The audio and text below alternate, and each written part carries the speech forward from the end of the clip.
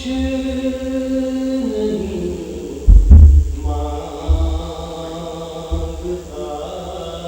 یہ تھوڑا سا تاخیر سے جو لیکچر شروع ہو رہا ہے، یہ ہمارے ملک میں جو پرابلم چل رہی ہے بجلی کی وجہ سے، لائٹ کی وجہ سے تھوڑا سا لیٹ ہو گیا ہے. اس کے لیے میں آپ سے معذرت چاہتا ہوں. تو بلا تاخیر لیکچر کا آغاز کرتے ہیں. اعوذ باللہ السمیع العلیم من الشیطان الرجیم. بسم اللہ الرحمن الرحیم. حضرات گرامی،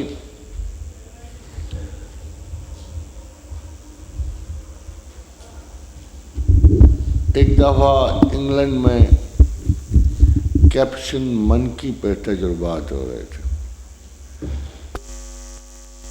آج کل بورڈ جو ہے ایک خاص قسم کے، جسے آپ کیپشن منکی کہتے ہیں، اس پہ ٹیسٹنگ ہو رہی تھی. تو انہوں نے 2 بندروں کے درمیان 2 کیلے بانٹے. ایک بندر کو اچھا کیلا دیا اور ایک بندر کو خراب کیلا دیا. تو جس کو خراب کیلا ملا اس نے شور مچانا شروع کر دیا، اور اتنا شور مچایا کہ دوسرے بندر آئے. تو وہ بندر ان کو بار بار خراب کیلا دکھاتا تھا اور دوسرے بندر کے کیلے کی طرف اشارہ بھی کرتا تھا. سارے بندر اس احتجاج میں شریک ہو گئے. اتنا شور مچا کہ ان کے سائیکولوجیکل ہیڈ کو وہ کیلے بدلنا پڑے، اور جب اس کو بھی اسی طرح کا اچھا کیلا دیا گیا تو ان کے احتجاج سو گئے اور وہ خاموش ہو گئے. تو سائیکالوجسٹ نے ایک بڑا عجیب و غریب اندازہ نکالا اسے. انہوں نے کہا کہ عدل جو ہے ایکسٹرنل کوالٹی نہیں ہے، انہیرنٹ اور ان بلٹ ہے. خالی انسانوں میں ہی نہیں ہے، جانوروں میں بھی ہے. یہ خدا کی ایسی دین ہے کہ کسی بچے، کسی بڑے، کسی بوڑھے میں، کسی اینیمل میں، کسی بھی مخلوق میں عدل کی ودیعت الہیاتی ہے. ان کے ہر جانور کے جین میں عدل کی بنیاد رکھی گئی ہے. حضرات گرامی، یہ اتفاق کی بات ہے کہ عدل کا شاید بہت سارے معنی اور مفہوم ہوں، مگر دراصل عدل جو ہے کسی بھی نظام زندگی کی فریکشن اور اس کی رکاوٹوں کو، اس کی فرکشنز کو منیمم موسٹ لیول تک لے جاتا. اگر عدل نہ ہوگا تو یہ فرکشن بڑھتی جائے گی اور وہ سوسائٹی انتشار اور اضطراب کی شکار ہو جاتی. سب سے بڑا نظام جس پہ کائنات استوار ہے، اگرچہ اس میں انسانوں کی شرکت محدود ہے اور صرف نظری شہادتوں تک اس کائنات کی تعلیم محدود ہے، مگر اس کائنات کو بلٹ کرتے ہوئے بھی خداوند کریم نے سب سے بڑا جو نظام ابتدائی طور پہ قائم کیا وہ سویت کا ہے، اس کو درست کرنے کا ہے. اور درستگی کا تمام تک جب بھی آپ اللہ کو میزان کا نام لیتے دیکھتے ہیں تو میزان جو ہے ایک نشانی ہے اس کائناتی عدل کی جو کائنات کے ذرے ذرے میں پروردگار عالم نے رکھا ہوا ہے. اور جب نفس انسان کو تخلیق کیا حضرات گرامی، تو اس کے ساتھ بڑی بڑی اپنی نشانیوں کو تخلیق کا ذکر فرمایا. وَالشَّمْسِ وَضُحَاهَا وَالْقَمَرِ إِذَا تَلَاهَا وَالنَّهَارِ إِذَا جَلَّهَا وَاللَّيْلِ إِذَا يَغْشَاهَا وَالْأَرْضِ وَمَا طَحَاهَا وَنَفْسٍ وَمَا سَوَاهَا. میں نے نفس انسان کو درست کیا. اب اگر اس درستگی کو اس نے مزید وضاحت سے بیان کیا کہ میں نے کسی انسان کو یک طرفہ نظام سے تخلیق نہیں کیا. کوئی انسان یہ نہ کہہ سکے کہ میں نے نفس انسان کو بغیر عدل بنایا ہے. وَنَفْسٍ وَمَا سَوَّاهَا فَأَلْهَمَهَا فُجُورَهَا وَتَقْوَاهَا. جہاں اس میں نے فسق و فجور تخلیق کیا وہاں میں نے اسے تقوی کی حص بھی عطا کی اور دونوں برابر کر دیے، دونوں برابر کر دی۔ میں نے فسق و فجور اور تقوی کو نفس انسان میں برابر کر دیا۔ قد افلح من زکھا و قد خاب من دسہا، اور یہ انسان کی عقل پہ چھوڑ دیا کہ وہ اس میں سے کس چیز کا انتخاب کرتا۔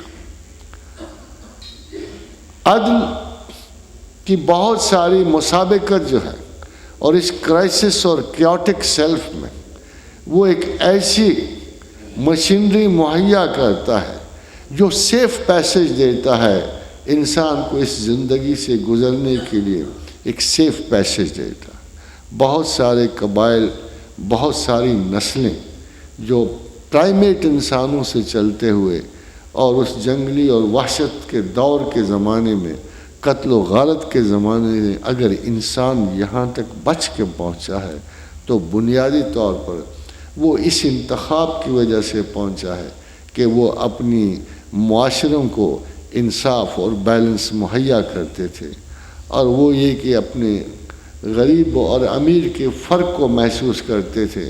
اور وہی بادشاہ زیادہ تاریخ دراصل قوموں کی نہیں بلکہ چند ان نامور لوگوں کی داستان ہے جنہوں نے باوجود بہت ساری کمزوریوں کے اپنے نصاب میں عدل کو فوقیت دی۔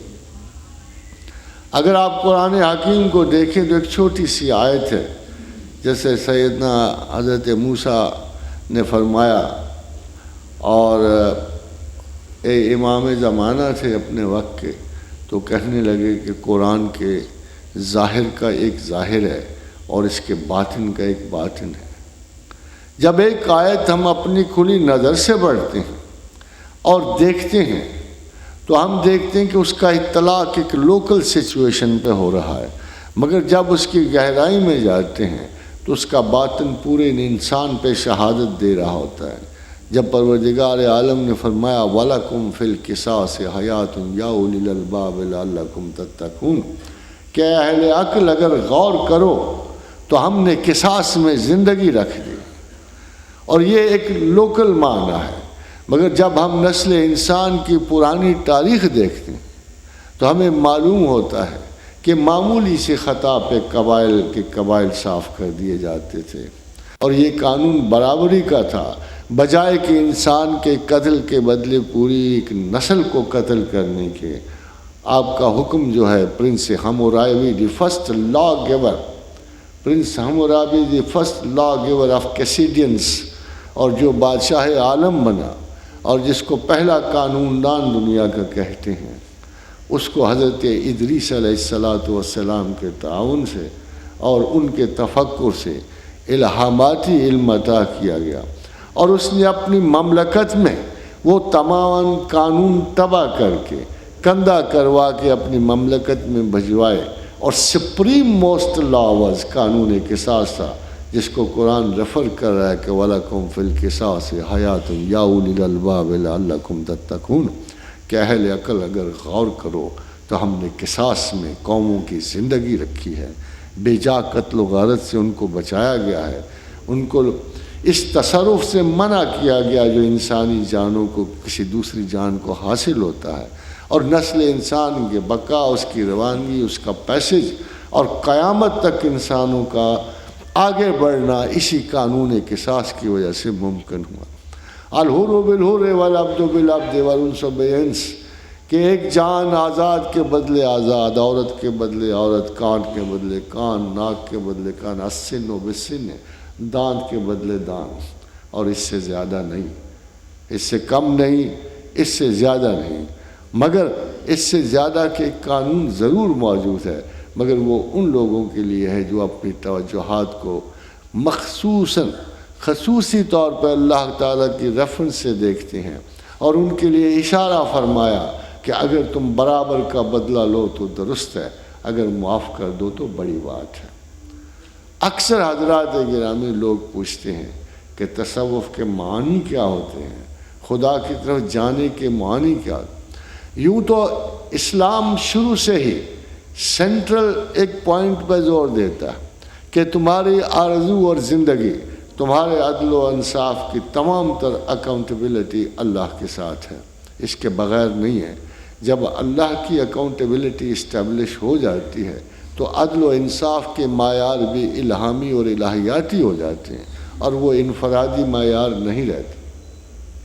اکثر ایسا ہوا، جیسے اینتھروپولوجسٹ نے اشارہ کیا اور انہوں نے کہا کہ تمام تر قانون جو ہے یا خدا کا وجود بھی انسانی ضرورت کے تحت پیدا ہوا ہے، اور اس کی بھی ایک بڑی عجیب و غریب توجیہ انہوں نے دی کہ انسان ایک دوسرے کے بنائے ہوئے قانون کو نہیں مان سکتا تھا، خواہ کتنے بھی اچھے قانون ہوتے، کوئی نہ کوئی گروہ فکر اس پہ اعتراض کرتا۔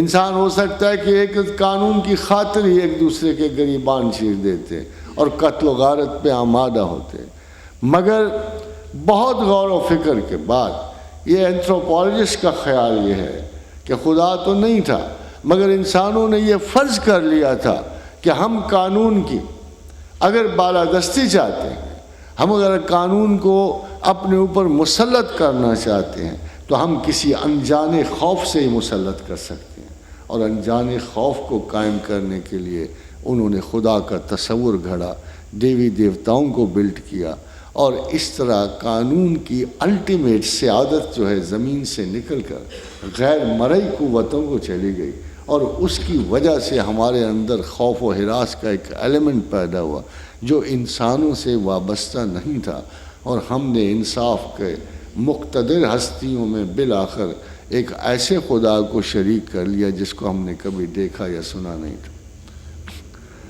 حضرات گرامی، اینتھروپولوجی کا نظریہ اپنی جگہ پر یہ ایک علیحدہ بحث ہے کہ خدا ہے کہ نہیں ہے، مگر آج تک کسی خدا کے انکار کرنے والے نے خدا کو ڈھونڈا بھی نہیں ہے۔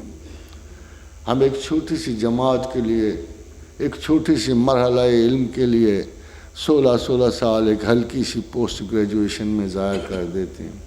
ایک سائنسدان 25 برس ایک وائرس کی تحقیق میں لگا دیتا ہے۔ ایک سائنسدان نے ڈبل ہیلکس کو دریافت کرنے کی پوری زندگی دے دی، ایک نے 12 سال کے بعد پینسلین دریافت کر دی۔ فلسفیوں نے کتنے ہنگامے کیے، ساری عمریں ایک نقطہ خیال کو بخش دیں، مگر اللہ کو آدھا دن دینا بھی نصیب نہیں ہوا، آدھا دن بھی۔ آخر ان کی بات پہ کیسے اعتبار ہو سکتا ہے کہ جنہوں نے کبھی اس سبجیکٹ کو اتنی سیریسلی لیا ہی نہیں؟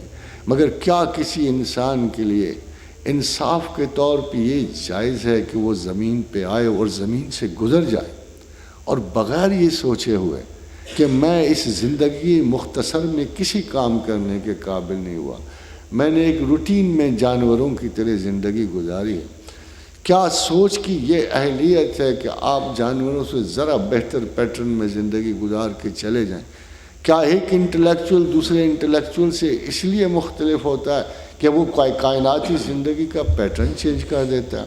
کیا اس کی زندگی کا پیٹرن دوسرے انسانوں کے مضبوط ترین پیٹرن سے جدا ہو جاتا ہے؟ کیا وہ انٹلیکچوئل جو ہے آرام چیئر پر بیٹھ کر وہ دنیا میں کوئی نیا قانون حیات اور ممات دے جاتا ہے؟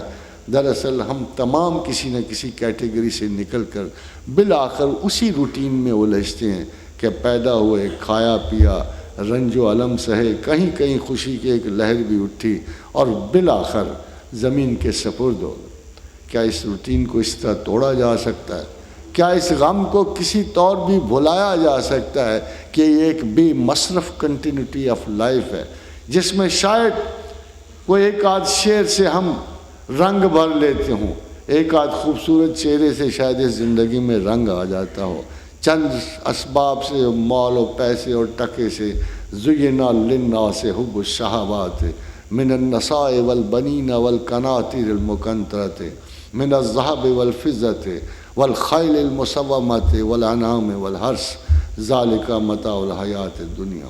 کیا اس دورے سے باہر بھی کوئی زندگی ایگزسٹ کرتی ہے؟ اور اگر خدا نہ ہوتا تو مشرق و مغرب کے بنیادی نظریات کتنے ڈفرینٹ ہیں۔ They say we only live once, we say we only die once۔ کتنا عجیب و غریب تضاد ہے کہ انہوں نے زندگی کے پورے ایک نصاب کو مکمل کر دیا، اور کسی خدا پہ یقین کے بغیر انہوں نے صرف چند لمحے حیات جو اس کو نصیب ہوئے زندگی میں گزارے اور چلے گئے۔ مگر جن کا خدا پہ اعتبار ہے ان کی زندگیاں کتنی طویل ہو سکتی ہیں اور ہو جاتی ہیں کہ بلینز آف ایئرز بفور ہم ایک یوم میثاق کا دن ہمیں یاد کرایا جاتا ہے کہ الستو بربکم، کہ جب اپنے مخلوقات کو میں نے جمع کیا، پیدا کیا، تو میں نے ان سے پوچھا کہ کیا تم ابر رب کو پہچانتے ہو؟ قالوا بلا، انہوں نے کہا ہاں ہم جانتے ہیں، پہچانتے ہیں۔ پھر اس بلینز ایئرز کے عرصے کو ایک چھوٹے سے عرصے میں قید کیا گیا اور پروردگار کا حکم قل اہبطوا بعضکم لبعض عدو ولکم فی الارض مستقر ومتاع الی حین، کہ تمہاری اس طویل زندگی کو میں نے تھوڑا سا اختصار بخشا ہے، مستقر ومتاع الی حین، چھوٹے سے وقفے کے لیے میں نے تمہیں ایک اجنبی جزیرے پہ بھیج دیا ہے جہاں تمہاری پچھلی یادداشت بھی نہیں ہوگی، آنے والے ویژنری حالات بھی نہیں ہوں گے، ادھر سے گزر کے جاؤ گے تو تمہیں کھلتے ہوئے گیلیکسیز کا تمہیں ٹکٹ دیا جائے گا، تم سے ایک آدھ سوال کی گنجائش کی جائے گی۔ اگر تم خدا کو پہچانتے ہو تو آپ نے اپنے ساتھ عدل و انصاف کیا، اگر نہیں پہچانتے تو پھر میں ایک فیلئر ریکارڈ ہو جاتی ہے۔ پوری زندگی کا سب سے پہلا انصاف یہی ہے کہ کوئی نفس انسان، عقل انسان ایک مجموعی طور پہ ایک انسان کو سب سے پہلے اپنی ترجیح اول کا انتخاب کرنا ہوتا ہے کہ میں اس دنیا میں کس کی وجہ سے آیا ہوں، کس کے لیے آیا ہوں، اور کہاں میرا رجوع ہے اور کہاں میں نے جانا ہے۔ unlike those people who don't believe in God، ان کو الزام نہیں دیا سکتا۔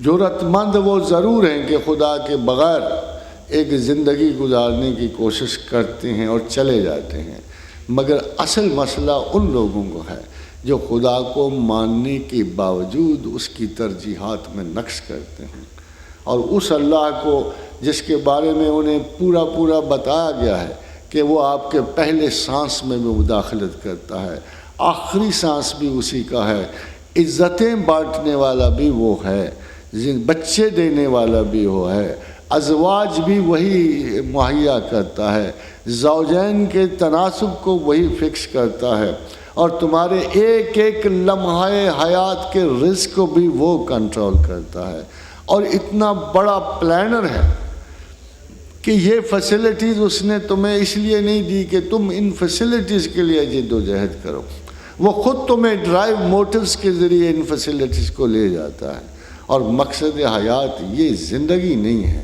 بلکہ یہ تو اس نے پہلے سے کہا وَمَا مِن دَابَّةٍ فِي الْأَرْضِ إِلَّا عَلَى اللَّهِ رِزْقُهَا، زمین پر ایسا کوئی حزی حیات نہیں ہے جس کا رزق ہم متعین نہیں کر بیٹھے، وَيَعْلَمُ مُسْتَقَرَّهَا وَمُسْتَوْدَعَهَا، اور ہم جانتے ہیں کہ کسی انسان نے کہاں کہاں جانا ہے، کہاں کہاں رکنا ہے، کہاں کہاں جینا ہے، کہاں کہاں مرنا ہے، کل فی کتاب مبین، یہ تو ہم نے ایک میسٹر پلان میں فکس کر دیا۔ یہ لوح محفوظ کیا ہے کہ زندگی بنانے سے پہلے، زمین بنانے سے پہلے، گیلیکسیز بلڈ کرنے سے پہلے، ایک بہت بڑی یونیورس بلڈ کرنے سے پہلے، 7 یونیورسز بلڈ کرنے سے پہلے، جنت و دوزخ بنانے سے پہلے، ہی planned special seclusion for the humans, جہاں اس نے اس نسل کو فروغ دینا تھا، انہیں عقل بخشنی تھی، امانت شعور عطا کرنی تھی، اور صرف ایک فیصلہ لینا تھا۔ with all this protocol of life, with all these facilities of life which God has provided to man, he just wants one simple result. inna hadaynahu as-sabila imma shakiran wa imma kafura۔ یہ تمام عقل و شعور اس لیے بخشا ہے کہ تم مجھے جواب دیکھ سکو قبر کے سرحانے، whether I am or I am not، whether you believe in me or you do not believe in me۔ اتنے سادہ سے سوال کے اس قید خانے کو بلڈ کیا گیا۔ لو سنی گئی ہماری یوں پھری ہے دن کے پھر سے، وہی گوشۂ قفس ہے، وہی فصل گل کا ماتم۔ آخر اتنی زیادہ انوالومنٹ کی اس دنیا میں ضرورت کیا تھی نسل انسان کو؟ یہ ایک عجیب و غریب سا شعور کی آزمائش کا لمحہ تھا سب سے پہلا انصاف تو ہمیں اپنے وجود سے اپنے شعور سے کرنا تھا. ہمیں اس کی پرائیورٹی سیٹ کرنی تھی. ہمیں تو یہ سوچنا چاہیے تھا ابتدائے حال ہی سے کہ ہم اس زندگی میں آئے کیوں, کس کے لیے, جانا کہاں. مگر جب ساری سہولتیں دینے کے بعد آپ کو ایک نگلیکٹ پڑ جاتی ہے, لیسر پرائیورٹیز غالب آ جاتی ہیں. تعلیم آئی, بچے آئے, بیوی آئے, پھر پالنے کی فکر پڑی, پھر سٹیٹس بلڈ کرنے کی فکر پڑی, سونا چاندی کی فکر پڑی, گڈے گاڑیوں کی فکر پڑی, بگیوں کی پڑی, کاروں کی پڑی, جہازوں کی پڑی. And finally we are totally lost. جب بوڑھے ہوئے, جان سے گزرنے والے ہو گئے, آرتھرائٹس شروع ہو گیا, یہ دنیا نے ہمیں ریٹائر کر دیا. دنیا ایک بڑی مائنر سی ویلیو تھی, مگر اس کے بھی اپنے سٹینڈرڈز ہیں.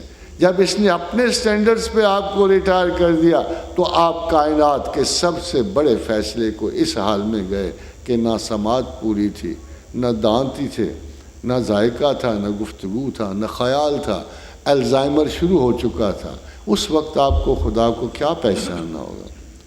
Sons test, sons teeth, sons every thing.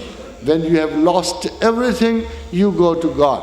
سب سے بڑی بے انصافی جو انسان اپنی ذات کے ساتھ کرتا ہے کہ ایک ترجیح اعلیٰ کو, ایک ترجیح اول کو, ایک ٹاپ پرائیورٹی کو نگلیکٹ کر کے وہ لیسر پرائیورٹی کو رجوع کرتا ہے. حضرات گرامی, دنیا میں بہت سارے قانون کے سسٹمز بنے ہوئے ہیں. بہت سارے لوگوں نے ان سسٹمز کو خدا کے سسٹم میں اٹھانے کی کوشش کی. بہت سارے زمین پر اللہ نے ایک نظام شرع دیا. شرع ریلیجس چیز نہیں تھی, اتنی ایک ایکیڈیمک چیز تھی. It's a way out. شرع کا اصلی مطلب یہ ہے کہ کم سے کم زاد راہ جسے لے کر انسان منزل تک پہنچ سکے. خداوند کریم نے شرع چند قوانین پہ مشتمل کی اور کوشش کی کہ یہ انسان جو میں نے پیدا کیا, اس پہ سب سے بڑی رحمت جو اللہ کی طرف سے آئی وہ قوانین بقا تھے جن کی مدد سے اللہ تعالیٰ نے انسان کو منزل تک پہنچانا تھا. سب سے پہلا قانون تو حابیل و قابیل کے وقت ہی دے دیا تھا. جب بھائی نے بھائی کو قتل کیا تو خدا نے اس پہ ایک قانونی فتویٰ دے دیا تھا کہ جس نے ایک انسان کو قتل کیا گویا اس نے نسل انسان کو قتل کیا. جس نے ایک انسان کی زندگی بچائی گویا اس نے نسل انسان کی زندگی بچائی. اور یہ قوانین چلتے چلتے حمورابی تک ایک باقاعدہ سٹیٹس اختیار کر گئے. ابھی تک تو قوانین میں خدا کی حکمت اور اس کا غلبہ قائم تھا. اینتھروپولوجی کے فساد سے زیادہ حقیقت جو تھا پیغمبروں کے ذریعے بھی آئی, اولیاء اللہ تعالیٰ کے ذریعے بھی آئی, مفسرین کے ذریعے بھی آئے, دانشوروں کے ذریعے بھی آئے. اور تمام تر حالات زندگی ایک قوم کے بعد دوسری قوم ایلیمینیٹ بھی ہوئی, آگے بھی بڑھتی گئی, حتیٰ کہ آج کے دور پر ہم کچھ مسلمان آج بھی موجود ہیں جو خدا کی حاکمیت اعلیٰ پہ مکمل یقین رکھتے ہیں. مگر کیا ہم یقین رکھتے ہیں؟ کیا ہم حقیقتاً اس حقیقت پر یقین رکھتے ہیں؟ It's a very, very difficult question. And this question cannot be answered by lips. This question can only be answered by your inner hearts, by your inner thinking.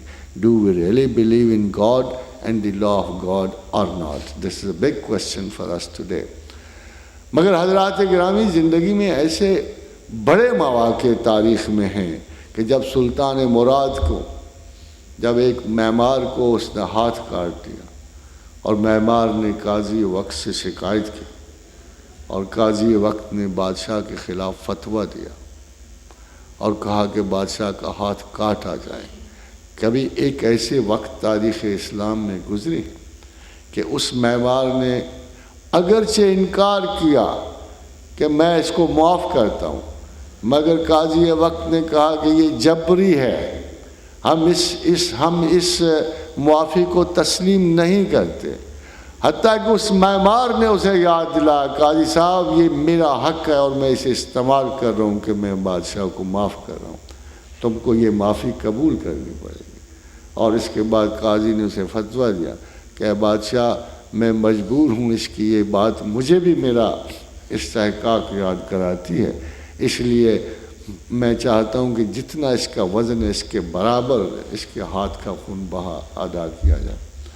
حضرات گرامی، حضرت عمر فاروق رضی اللہ تعالی اور ابو سفیان کی ایک شکایت آ گئی کہ وہ کھیت کو پانی نہیں کھول رہا تھا، تو اس نے حضرت عمر کے سامنے جا کے شکایت کی۔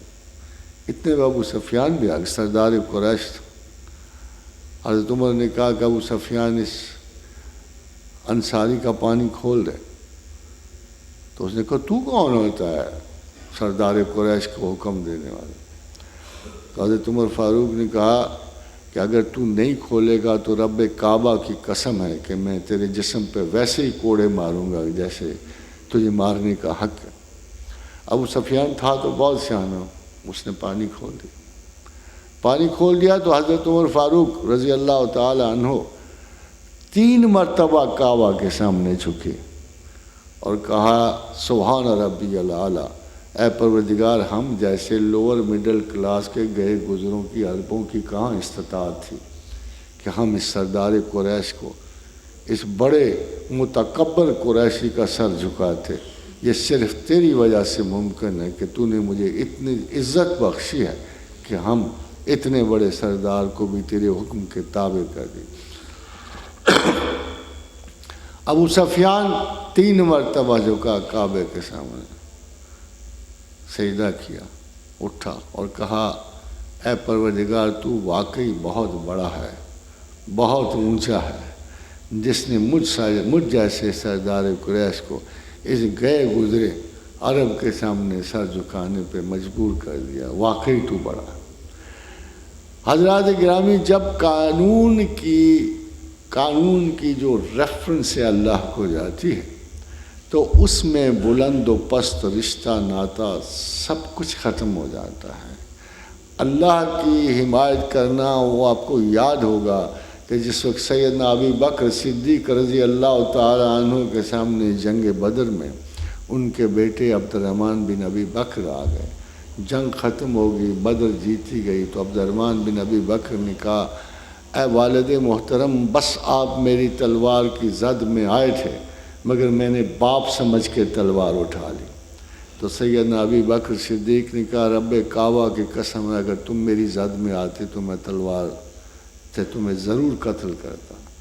یہ وہ انصاف، یہ وہ عدل ہے جو اکاؤنٹیبلٹی کی ہائیسٹ لیول سے کریٹ ہوتا ہے۔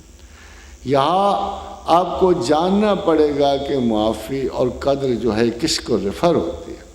انسانوں کی تمام اقدار اور تمام مورل اقدار جو ہیں انسانوں کی وجہ سے نہیں آئیں بلکہ صرف خدا کی طرف سے آئیں۔ آج اگر کوئی مورل کا معمولی سی جھلک بھی کسی سوسائٹی میں نظر آتی ہے تو یہ ہیومن میڈ نہیں ہے۔ ہاں آپ یہ کہہ سکتے ہو کہ ٹریفک کے قانون آپ نے بنائے ہیں، اور ٹریفک کے قانون بھی اسی لیے بنائے ہیں کہ اس فرکشنل موومنٹ کو روکنے کے لیے جو ہمارے معاشرے میں ہر وقت جاری ہوتی ہے، آپ نے اسی لیے ٹریفک کے قانون میں، مگر اخلاقی موومنٹ زمانے میں کبھی کسی معاشرے نے نہ اٹھائی ہے نہ بنائی ہے، یہ صرف الہیاتی موومنٹس ہوتی رہی ہیں۔ وہ جمہور کو آج کے دن نہیں ہے، یہ جمہوریت آج نہیں آئی، جمہوریت آج سے قبل مسیح بھی پہلے آئی تھی۔ پیریکلیس کی جمہوریت آج بھی نمونہ ہے، دنیا اس کی ریفرنس دیتی ہے، پیریکلیس کی جمہوریت، مگر حضرات محترم صرف 35 سال چلی تھی، پوری کی پورے پیریکلین ڈیموکریسی صرف 35 سال چلی تھی۔ اسپارٹا نے اسے فالو کیا، اسی جمہوریت کو۔ اسپارٹا صرف 15 سال ایگزسٹ کر سکا، یہ جمہوری نظام کی وجہ سے دنیا نہیں چلی، یا اس کی وجہ سے یہ کنٹینیو نہیں کر رہی۔ اس کی وجہ یہ تھا کہ اسپارٹا اور ڈیموکریسی جو تھی پیریکلیس کی، گریس کی، اپنی امورلٹی سے تباہ ہوئی، ہومو سیکشوالٹی سے تباہ ہوئی، اپنے اتنی لائسنشس بیہیویئر سے تباہ ہوئی۔ اور آپ حیران ہوں گے کہ جہاں اتنے بڑے بڑے سو کالڈ پیغمبران عقل موجود تھے، جہاں ساکریٹیز موجود تھا، افلاطون موجود تھا، جہاں ارسطاٹل موجود تھا، ان سب کے ہونے کے باوجود ڈیموکریسی 35 سال نہیں چلی۔ اس کی مین وجہ ان کا وہ اخلاقی زوال تھا، وہ ابتلا جو روحانی طور پہ وہ کہیں فکس نہیں تھے، صرف 35 سال میں وہ ڈیموکریسی تباہ ہو گئی۔ جب اسپارٹا نے یہ قانون بنایا، سب سے پہلے ہومو سیکشوالٹی کا قانون اسپارٹا نے بلڈ کیا اور یہ کہا کہ جی men since women are increasing so the men are allowed to behave with men. اس کے صرف 15 سال کے اندر اسپارٹا کی ڈیموکریسی واش ہو گئی۔ حضرات گرامی، عدل و انصاف کبھی مورلی کرپٹ نہیں ہوتا، اینڈ انلیس اینڈ انٹل کہ اس کے اوپر کوئی اتھارٹی، کوئی بقا، کوئی اخلاقی قوت موجود ہو، چاہے وہ سامنے ہو چاہے وہ چھپا کے۔ خدا کیوں آپ کی نظر سے چھپ گیا؟ اس کو تو آپ کے بیچ میں ہونا چاہیے تھا، اس کو تو آپ کی آرزو ہونا چاہیے تھا۔ He should have been a part of your house hold, صرف ایک وجہ سے حجاب کر گیا۔ اللہ نے دیکھ لیا تھا کہ میرے سامنے دو بڑی قوتوں کے دو بڑے لیڈر جو ہیں میرے سامنے، شیطان انکار عبادت کر گیا، میرے سامنے آدم نے غلطی کر دی۔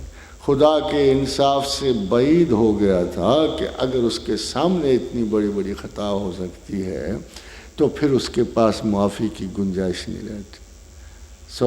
اس نے ایک ایڈوانٹیج دیا نسل انسان کو، اس نے اپنے آپ کو حجاب میں ڈالے۔ اب آپ کے پاس عذر تو ہے کہ ہمہ وقت اگرچہ آپ کا دل اگر آگہی پائے تو ہمہ وقت نگران اللہ کی ذات ہے، مگر ایک ظاہری عذر تو ہے کہ آپ کو ظاہر کی آنکھ سے وہ نظر نہیں آتا اور آپ ادھر ادھر بہت ساری غلطیاں کرتے پھرتے ہو، اس کے باوجود آپ اطمینان میں رہتے ہو۔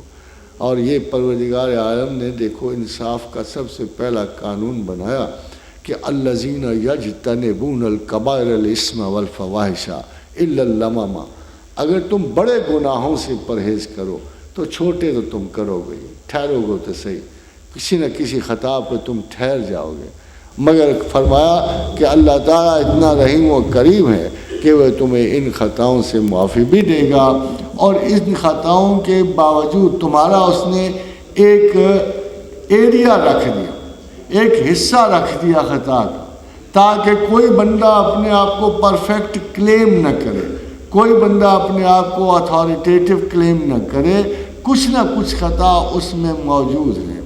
ویسے تو متقی ہونے عدل و انصاف پہ چلنے کا نام، متقی اور تقوی کا مطلب بھی عدل و انصاف سے زندگی گزارنے والا انسان ہے، اور تقوی بہترین بیلنس ہے جو کسی انسان کے اندر پیدا ہو سکتا ہے۔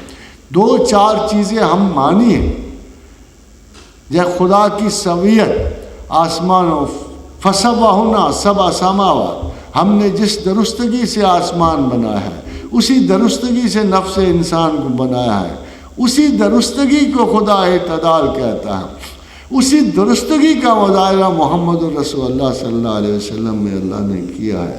یہ تمام چیزیں اعتدال اور بیلنس کو لے کے جاتی ہیں، اور عدل و انصاف بھی بیلنس کی ایک بنیاد اعلیٰ ترین کوالٹی ہے۔ اور حدود اللہ کا اس نے بالکل تعین کر دیا کہ چھوٹی چھوٹی خطاؤں کو آپ کر سکتے ہو، ایک قسم کی یہ پرمیسو لمٹ ہے کہ چھوٹی چھوٹی خطائیں تم ضرور کبھی بھول سے، کبھی اضطراب سے، کبھی اجتناب سے، چھوٹی چھوٹی خطائیں پر تم ٹھہرو گے، الا اللمم، تم کچھ نہ کچھ کسی نہ کسی خطا پہ ٹھہرو گے، مگر تمہارے لیے لازم یہ ہے کہ الذین یجتنبون الکبائر الاسم والفواحش، کہ بڑے بڑے گناہوں سے ضرور پرہیز کرنا۔ ان بڑے گناہوں کو خداوند کریم آگے لے جا کر اس شرعی انصاف کی طرف لے جاتا ہے، جہاں وہ آپ کو ہدایت کر رہا ہے کہ میں نے کچھ حدود بنائی ہیں، تلک حدود اللہ ومن یتعد حدود اللہ فاولئک هم الظالمون، جو ان حدود سے آگے جائے گا وہ ظالم ہے۔ ظالموں سے بھی خدا کی رحمت ڈیل کر رہی ہے، حتیٰ کہ ایک پیغمبر نے آپ کو اس سے بھی نکلنے کا راستہ دکھا دیا۔ اور جب یونس بن متی کو گھیرا گیا اندھیروں میں، فنادا فی الظلمات ان لا الہ الا انت سبحانک انی کنت من الظالمین، کہ اگرچہ ایک سیدھا سادہ سا اقرار، حد گناہ کے سے گزرنے کے بعد بھی ایک سیدھا سادہ سا اعتراف کہ اے پروردگار میں انصاف تھا، میں کمزور تھا، مجھ میں نقائص تھے، یہ ان بلٹ تھے۔ جیسے انصاف ان بلٹ ہے، میری ویکنس بھی ان بلٹ ہے، اور اے مالک کریم میں تجھ سے معافی چاہتا ہوں سمپل ورڈز میں کہ O Lord God you are perfect, you don't make mistakes, I am not perfect, I made a mistake, I am sorry. پھر اللہ نے کہا نہ صرف میں نے یونس بن متی کو معاف کیا بلکہ کذالک ننجی المومنین، اگر اس انداز فکر سے انسان مجھ سے معافی مانگے گا، مجھ سے اپنی غلطیوں کو ڈھانپنے کا کہے گا، تو ہم قیامت تک ہر اس مومن اور مسلم کو نجات دیں گے جو اتنے سادہ سے انداز میں ہم سے معافی مانگے۔ حضرات گرامی، عدل و انصاف کے خدا کے میجرز کے مقابلے میں یورپی دانشوروں نے بڑے بڑے قوانین بنائے، اس میں مجرم سے ہمدردی۔ ایک میں بات آپ سے کہنا چلوں کہ اسلام کا کوئی لا ڈیٹرنٹ نہیں۔ یہ مشہور ہے کہ اسلام نے کچھ ڈیٹرنٹ لا بنائے، ہاتھ کاٹنا ڈیٹرنٹ لا، اور یہ کہ سزا جو سنسار کی ہے ڈیٹرنٹ، اسلام نے کوئی ڈیٹرنٹ نہیں۔ اللہ نے کمپنسیٹری لا بنائی۔ یہ کمپنسیٹ لا، آپ ایک رخ سے چیزوں کو دیکھتے ہوئے عادی ہو گئے ہو کہ یہ ڈیٹرنس ہے، حالانکہ ایسا نہیں ہے۔ اب اس شخص کی جس کی 2 بیٹیوں کا جہیز سلامت تھا اور رات انہیں چور لوٹ کے لے گیا، کبھی کسی شخص نے جا کے اس سے پوچھا کہ اس چور کی کیا سزا ہونی چاہیے؟ اس کا حق ہے جس کا نقصان ہوا ہے۔ کبھی اس سے بھی جا کے پوچھا گیا کہ یہ جو تیرے ساتھ حادثہ ہوا ہے اس کی سزا اس بندے کو کیا ملنی چاہیے؟ Nobody will stay less than death, total penalty۔ تو خداوند کریم نے اس میں ایک کمپنسیشن کریٹ کیا ہے کہ all right, if this man has been able to impair the life of one single individual or family, I should take care that they should not do the same to another family۔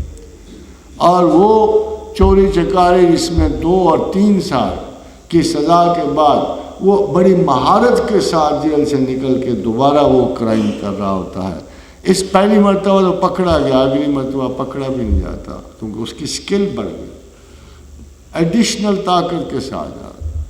تو Europe اور امریکہ نے ایک نئے قانون کا مجرموں کی اصلاح کا ایک طریقہ کار، سو ڈیتھ پینلٹی اسٹاپ کر۔ حضرات گرامی، ہم کسی کاسمیٹک لا کے قائل نہیں ہوتے۔ لا یہ نہیں ہے کہ خوبصورت لفظوں سے لکھا جائے، اچھی فریزز سے لکھا جائے۔ Law will always be known by its effect. وہ ہمیں عدل میں دے کیا رہا ہے؟ قانون جو ہے معاشرے کی فرکشن کتنی کم کر رہا ہے، کتنے لاسز کم کر رہا ہے۔ اگر ہم کمپیئر کریں ایک ایسی سوسائٹی جو منیمل گاڈلی لا پہ کھڑا ہے، ایک ایسی سوسائٹی کو جو میکسیمم سو کالڈ کاسمیٹک لا پہ کھڑا، اور امریکہ میں سائیکالوجسٹ جا رہے ہیں، پریسٹ جا رہے ہیں، مذہبی لوگ جا رہے ہیں، کڑے جرام پیشہ کو تعلیم دے رہے ہیں۔ دین واٹ ہیپن کہ 12 سال معطل رکھنے کے باوجود، ڈیتھ پینلٹی معطل رکھنے کے باوجود، امریکہ میں نیو یارک کے میئر جولیانی نے مجبوراً دوبارہ ڈیتھ پینلٹی عائد کر دی کہ یہ جو ہم نے طریقہ کار اختیار کیا تھا، it has not been of any help to reduce the law. انہوں نے دوبارہ ڈیتھ پینلٹی نیو یارک میں عائد کر دی۔ بظاہر ہاتھ کاٹنا ایک وحشیانہ عمل لگے گا، but it will only go to a single person's damage. It will not damage a society. ہزاروں کاریں اگر چوری ہو رہی ہیں تو انہی ہاتھوں اور انگلیوں سے ہو رہی ہیں، Why don't you take this simple law? This is not an inhuman law. یہ تو وہ کمپنسیشن ہے ایک سوسائٹی کو ایک بندے کے لاس کے عوض ملے گی اور پوری کی پوری سوسائٹی. یہ یاد رکھیے ایک بات کہ گولی سے کوئی مجرم نہیں ڈرتا. انسان کی سب سے بڑی ویلیو اس کا بخل جان ہے, اس کا حسن جان ہے. وہ احضرت الانفس الشح, ہم نے تمام جانوں کو اپنی ذات سے محبت پہ پیدا کیا ہے. قرآن کہتا ہے گولی heroic death, they would die like anything. But if you introduce this punishment, this is ugliness. No man wants to have a one head. No man wants to have this punishment. This is a very ugly punishment. انسان کا نارسسم, اس کے وجود کی لذت, اس کی اپنے ذات سے محبت, اس کا ہیروئک پیٹرن زیرو ہو جاتا ہے جب وہ اس قسم کی کوئی حرکت کرے گا. So God knows the human nature. The psychology of punishments یہی ہوتی ہے. اور psychology of punishments پہ انسان کو جس نے بنایا ہے وہ اسے بہت بہتر جانتا ہے. آپ اجزائے انسان ہو کر اتنی کلیسی ججمنٹ نہیں دے سکتے, مگر جس نے اسے بنایا ہے, جس نے اس کی زندگی کو دیکھا ہے, سنوارا ہے, اٹھایا ہے. But if you introduce this punishment, this is ugliness. No man wants to have a one head. No man wants to have this punishment. This is a very ugly punishment. انسان کا نارسسم, اس کے وجود کی لذت, اس کی اپنے ذات سے محبت, اس کا ہیروئک پیٹرن زیرو ہو جاتا ہے جب وہ اس قسم کی کوئی حرکت کرے گا. So God knows the human nature. The psychology of punishments یہی ہوتی ہے. اور سائیکالوجی آف پنشمنٹس پہ انسان کو جس نے بنایا ہے وہ اسے بہت بہتر جانتا ہے. آپ اجزائے انسان ہو کر اتنی کلیسی ججمنٹ نہیں دے سکتے, مگر جس نے اسے بنایا ہے, جس نے اس کی زندگی کو دیکھا ہے, سنوارا ہے, اٹھایا ہے, جو نفس انسان کی شکل میں پروردگار عالم فرماتے ہیں میں نے اپنا سب سے بڑا سخت جان حریف جو ہے نفس انسان کی شکل میں پیدا کیا. اب اس کو اگر وہ نہیں جانتا تو پھر ہم اور آپ میں سے کون اسے جانتا. So the punishments of God and the law of God is not local. یہ پورے نسل انسان پر اس وقت تک عائد رہیں گی. ابھی دیکھیے بہت سارے لوگ کہتے ہیں کہ خدا نے غلامی کو ہٹایا نہیں, یہ انصاف کے خلاف ہے, انسان کا غلام. دو نکات غلامی کے بارے میں کسی کو سمجھ نہیں آتا کہ غلامی بعض اوقات چوائس ہوتی ہے کسی قوم کا. یہ غلامی ایک چوائس بن جاتی. جب زمانہ قدیم میں دو قبائل ایک چوائس پہ کھڑے ہوتے تھے, the victor would always annihilate the other tribe. بچے بوڑھے سب سمیت ان کو annihilate کر دیتے تھے. اس کے عوض ان کو ایک چوائس ملتا, either you be a slave or be totally destroyed. تو زندگی کی خاطر ان محکوم قبائل نے ہمیشہ غلامی چنی ہوتی. And that's how they survived. اور ان کا وہ چوائس اس لیے بھی درست تھا کہ اگر آپ مانگولز کے اٹیک کے بعد عالم اسلام کو دیکھیں اور اس کے بعد آپ انڈیا میں خاندان غلامہ کو دیکھیں تو اگرچہ وہ ابتداً غلام تھے مگر بعد میں وہی حکمران بنے, اور اسلام نے ان کو ایسے سمیٹا کہ ویلمیا کی امپائر مڈل ایسٹ میں جو قائم ہوئی وہ بھی غلام تھے, سلجوکیہ بھی غلام تھے, اور انہی غلاموں نے آگے بڑھ کر اسلام کو سب سے بڑی طاقت بخشی. اور سب سے بڑے ڈسائسو مارکے اگر کروسیڈز لڑے گی تو انہی غلاموں کی مدد سے لڑے گی.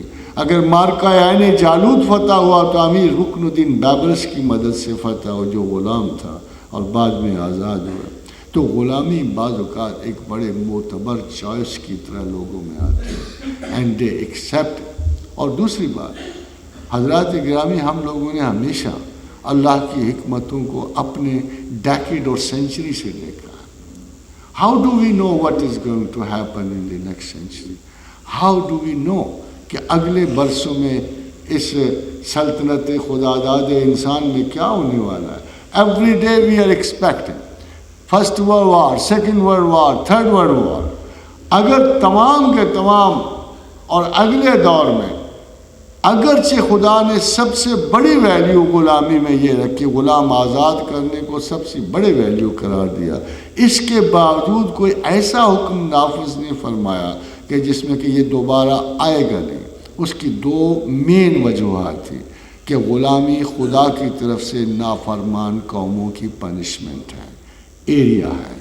اگر بنو اسرائیل غلام ہوئے تو خدا منشن کر رہا ہے قرآن میں کہ ان کی غلامی کی بنیادی وجہ ہے کہ یہ میری کتاب کو بدل دیتے ہیں, یہ میری کتاب کو, اور یقتلون الانبیاء بغیر حق, اور انبیاء کو بغیر حق کے قتل کرتے ہیں. یہ انسان آزادی کے سزاوار نہیں ہے. میں ان کو ضرور پھر قوم عالین کا غلام بناؤں گا تاکہ وہ عرصہ دیکھیں, ان کو سمجھ آئے کہ انسان اپنے جب اچھائی کے ساتھ خدا کے احکامات کو جب چیلنج کرتا ہے تو پھر دور زمان میں, وقت میں, اس زمانے میں ان کے ساتھ یہ ٹریٹمنٹ ہونی چاہیے. اور غازی حضرات اگر آپ آگے دیکھیے تو آپ کو معلوم ہوتا ہے کہ ایک آنے والے دور میں جس کو ہم دیکھ رہے ہوتے ہیں کہ ایک بہت بڑا شیل شاک ہے, ایٹامک وار. اس کا فرسٹ ایفیکٹ ہم دیکھتے ہیں کہ انسان پورے کی پوری نسل انسان شیل شاک میں چلی جائے. اینڈ شیل شاک جو ہے آبویسلی ایک ایسا شاک ہے جس میں سوچنے سمجھنے کی صلاحیتیں ختم ہو جائیں گی.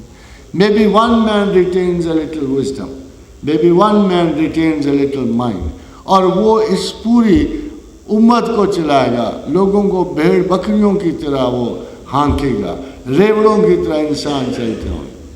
اور یہ فرسٹ ایفیکٹ ہے ایک ایٹامک وار کا کسی بھی سوشل سیٹ اپ پر. سب سے بڑا ایفیکٹ یہ ہے کہ ان کے دماغ جو ہیں مفلوج ہو جائیں گے, اور چند ایک ذہین لوگ جو ہیں ان کو بالکل غلاموں کی طرح پرووائڈ کریں گے, ان سے محنت لیں گے, ان کی زندگی چلائیں گے.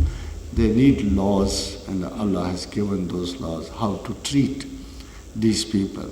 اس لیے خداوند کریم کی جو علم ہے وہ اول و آخر ہے, تمام سوشل سیٹ اپس میں ہے, اور اس کو یہ طعنہ نہیں دیا جا سکتا کہ جو کچھ اس نے بنایا ہے اس سے وہ بے خبر ہے. اللہ یعلم ما خلق, کیا ہمیں پتہ نہیں کہ ہم نے کیا تخلیق کیا ہے, ہم نے کیا بنایا ہے, کیا بنانا ہے. حضرات گرامی, مجھے بھی بڑی جلدی میں واپس سے, دل تو بہت تھا آپ سے بڑی باتیں ہوتی, مگر ملکی مسائل میں خاص طور سے بجلی کے بحران نے ہمیں بر وقت جمع نہیں ہونے دیا اور کوئی اچھی بات چیت بھی نہیں کرنے دی. So I'm very thankful to you for listening all this. وما علینا الا البلاغ. خدا آپ کو ہمیں کسی بہتر نقطہ نظر پہ جمع ہونے کی توفیق دے, اور کم از کم یہ ضرور کہوں گا کہ ہمیں اپنے مذہب سے شرمندگی سے بچائے. We need more intellectual capacity to understand the book of God. ہمارے پڑھنے والے, جو قرآن پڑھنے والے لوگ ہیں, ان کا حال یہ ہے جیسے کہ میٹرکلیٹ کو MSc کی فزکس کی کتاب پکڑا دیں تو اس نے کیا حاصل کرنا ہے. اگر قرآن بہترین کلام ہے اور اللہ کا کلام ہے تو اللہ کو یہ کریڈٹ تو جاتا ہے کہ وہ عقل کا پیدا کرنے والا ہے, شعور کو پیدا کرنے والا ہے, انسانی فکر و عمل کا پیدا کرنے والا ہے. تو ایک انٹلیکچوئل عام چیئر جو ہے اسکالر, اس کو یہ نہیں کہہ سکتا کہ آئی نو بیٹر دین گاڈ. جو کچھ بھی ہے ہمارے عقلی حصار میں, خداوند کریم کے کو جاننے کے لیے پرہیپس ایک بہرحال میٹافزکس سے آگے جاتی ہوئی عقل چاہیے ہوتی ہے. جب آپ دنیا کے مسائل کو اپنی عقل سے حل کرتے ہو تو خدا کے پر غور و فکر کرنے کے لیے شاید اس سے کہیں بہتر ایک عقل کی ضرورت ہوتی ہے, جو اگر ہمیں نصیب ہو اور ہماری ریفرنسز ٹھیک ہوں تو شاید اگر ہم اپنے آپ سے انصاف کریں تو ہم معاشرے سے بھی کریں, خدا سے بھی کریں. وما علینا الا البلاغ. یہ تمام دوستوں سے التماس ہے کہ جنہوں نے کوئی اس ٹاپک کے اوپر یا کوئی بھی سوالات کرنے ہیں ان کو بار پوائنٹس اور قلم دے دیے جائیں گے, یا جس نے خود بھی کسی نے کویشچن کرنا ہے وہ مائک پہ بھی آ سکتا ہے اور سوال کر سکتا ہے. یہ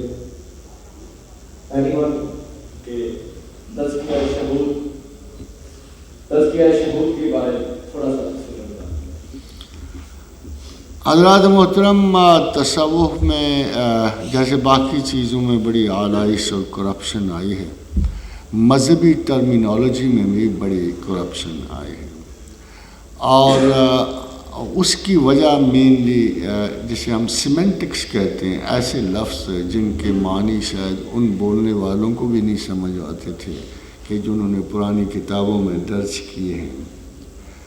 شہود وجود اور موجود کی تمام ڈسکشنز ہیں، they were not the part of mysticism، یہ تصوف کا حصہ نہیں تھے۔ جمع و وحدت کے باب میں جو واحد متکلم صوفی ہے سیدنا علی بن عثمان حجویری، ان کا ارشاد یہ ہے کہ یہ ایسی گفتگو ہے جس کو آپ محض زینت احباب کرتے ہیں اور مجالس، ورنہ ان کا خدا سے اپنے سے کوئی تعلق نہیں ہے۔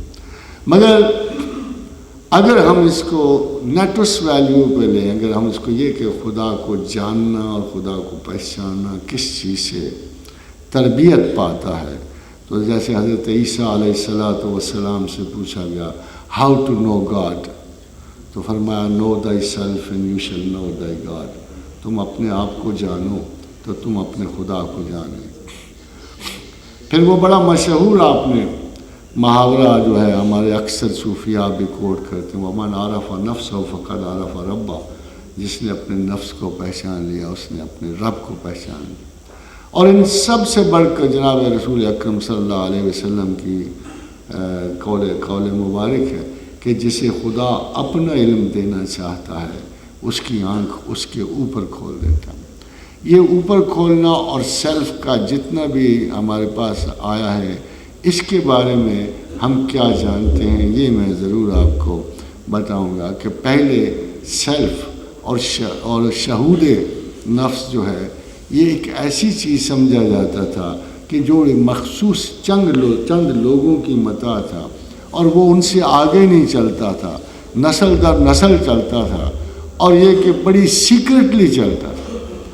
مگر مجھے کہنا پڑتا ہے کہ حضور گرامی مرتبت نے اس علم کی بنیاد رکھی تھی جو آگے بڑھ کر بہت بڑا علم ایک وجود میں آ گیا، اور انسانی نفسیات کا علم ایک مستقل حیثیت میں اب کتابوں میں پڑھایا جاتا ہے۔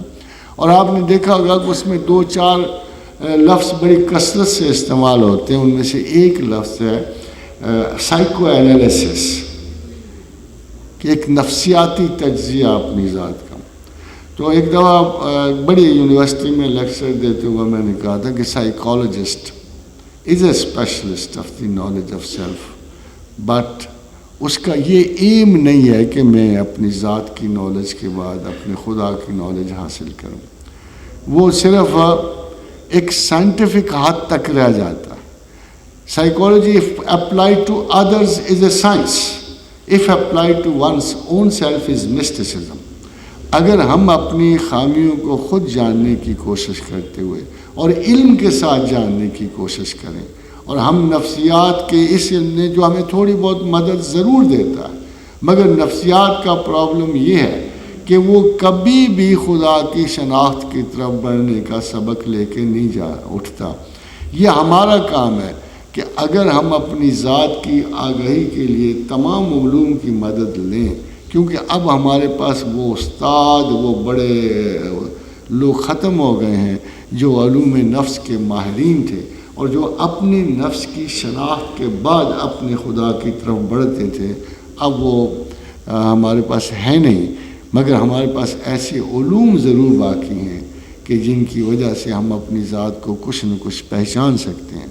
ہم اپنی کمپلیکسٹیز کو، ہم اپنے ان تمام جیسے انفیریورٹیز ہیں، سپیریورٹیز ہیں، نارسسزم ہے، ایگزیبیشنزم ہے، ہم ایک کلیئرٹی آف بیلنس حاصل کرنے کے لیے نفسیاتی علوم کو اپنی خاطر استعمال کر سکتے ہیں، مگر ایک آبجیکٹو سائنس کی انہوں نے تعمیر کر لی ہے جسے ہمیں اپنی ذات کی آگاہی میں بھی مدد ملتی ہے۔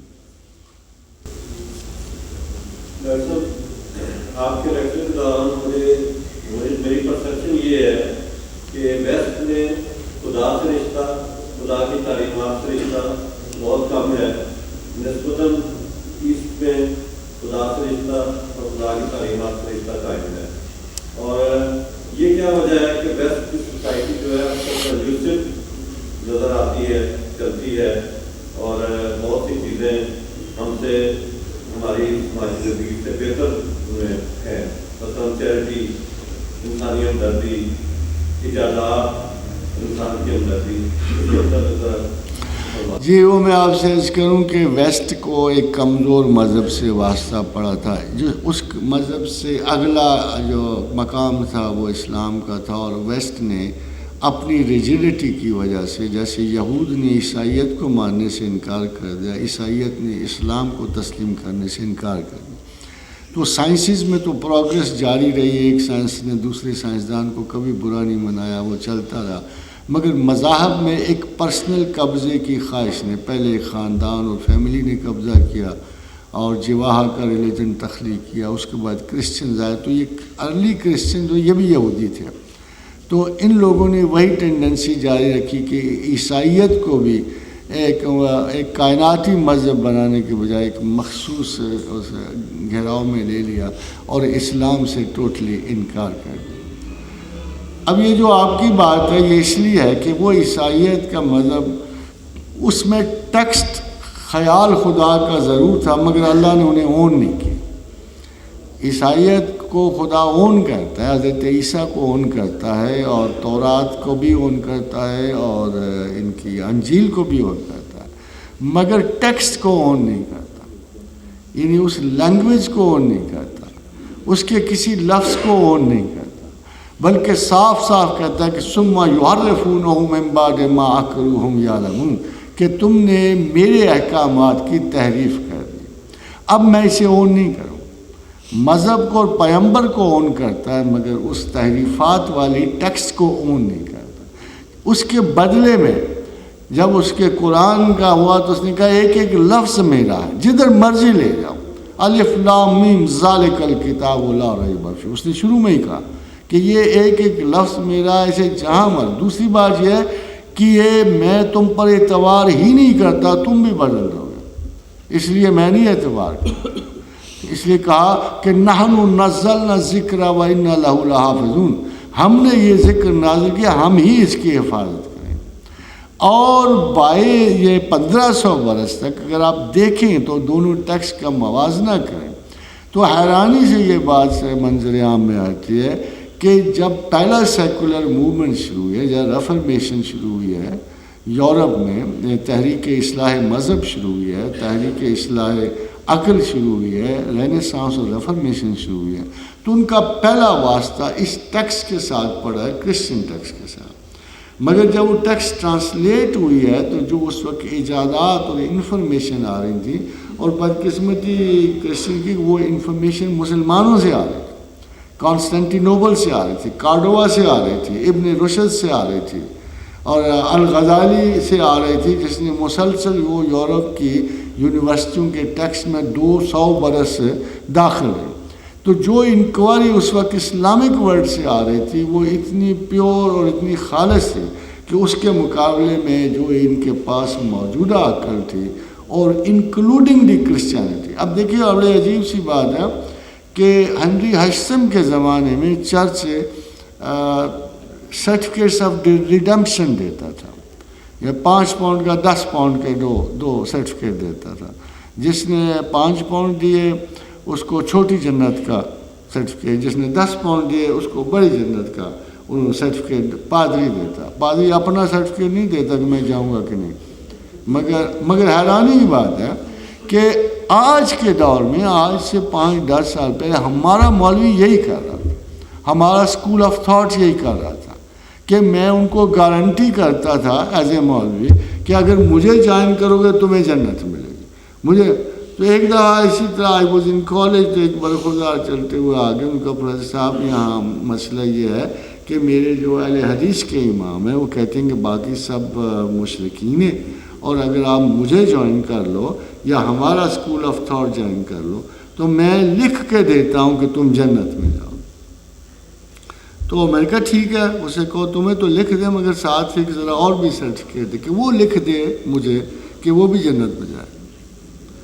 یعنی وہ چوائسز جو اللہ کے پاس ہوتے ہیں، اور وہ چیزیں ہمارے تمام ریلیجس ڈفرینسز کے جو ہمارے علماء تخلیق ہوئے، انہوں نے ایسی اجارہ داری قائم کی، اور میں حیرانی اس لیے ہے کہ ہم میں آج پیدا ہوئی جب کہ یورپ میں یہ 15ویں 16ویں صدی میں پیدا ہوئی۔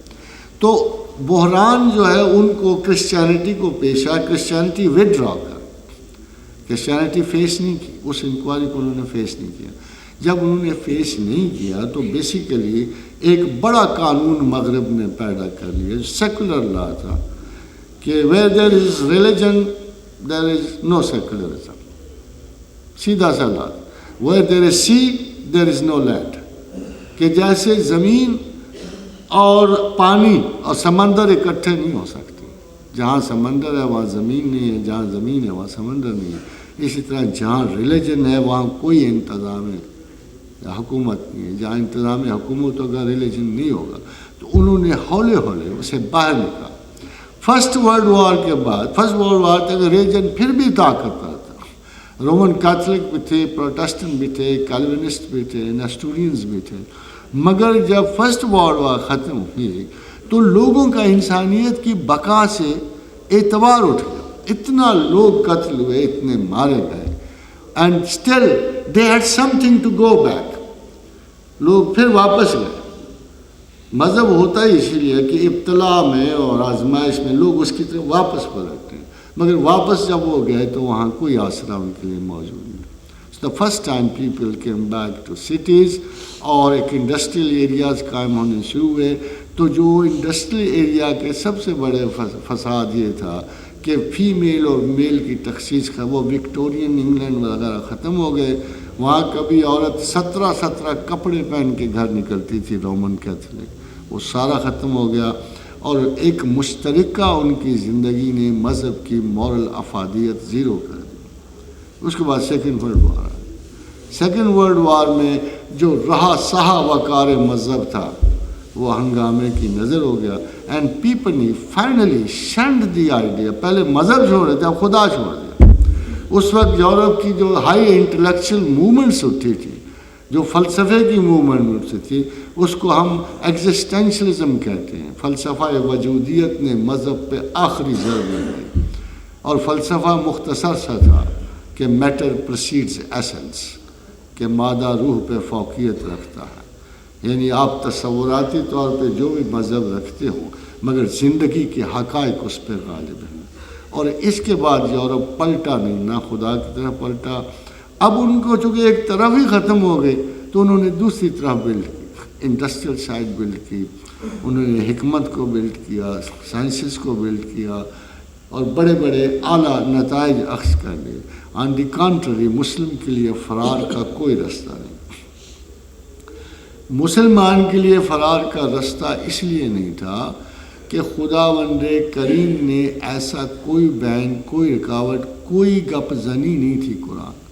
It was hard and fast rule. آج کی دنیا میں، آج اس وقت کی آخری لیٹسٹ انفارمیشن آپ سائنٹیفک لے آؤ اور آپ قرآن کا مطالعہ کرو گے تو آپ کو شرمندگی ہوگی کہ قرآن آگے ہے، پیچھے نہیں۔ میرے بہت سارے لیکچرز میں جو I gave to the people many theses جو اللہ نے دیے ہوئے ہیں، اور فار ایگزامپل جب میں امریکہ میں تھا تو مجھے پروفیسر آف ریلیٹیوٹی اور کوانٹم نے میں نے اسے کہا کہ you people believe in one universal order, my God has created 7 universes and 7 earths. تو وہ حیران و پریشان ہو کے کہتا ہے وی نو سچ آپشن، ہمارے پاس اس قسم کا کوئی آپشن نہیں۔ پھر اسے میں نے قرآن کی آیت سنائی کہ اللہ الذی خلق 7 سماوات ومن الارض مثلہن، کہ اللہ ہی ہے جس نے 7 آسمان اور 7 زمینیں تخلیق کی، اور نہ صرف یہ بلکہ وَيَتَنَزَّلُ الْأَمْرُ بَيْنَهُنَّ، ان ساری زمینوں میں میرا حکم اترتا ہے، لِتَعْلَمُوا أَنَّ اللَّهَ عَلَىٰ كُلِّ شَيْءٍ قَدِيرٌ، تاکہ تم جان سکو کہ وہ تمہارے تصور سے کافی بڑا ہے، چھوٹا نہیں ہے۔ اب جب وہ اس کو میں کہہ کے چلا آیا and he said we have no such options، تو میں 15 دن کے بعد اس نے مجھے they are honest indeed I must say، 15 دن کے بعد اس نے مجھے کہا کہ professor your option is open، ہم اب کثرت کائنات تک پہنچ گئے ہیں، ببل یونیورسز کے کانسیپٹس آ گئے۔ اب یہ چیزیں وہ ہیں کہ خدا کسی سے شرمندہ نہیں ہے اس معاملے. وہ جو یہ دیکھیں نا، اللہ نے ایک زمین بنائی ہے اور زمین کی ابتدا بھی دے دی ہے اور انجام بھی دے دیا ہے.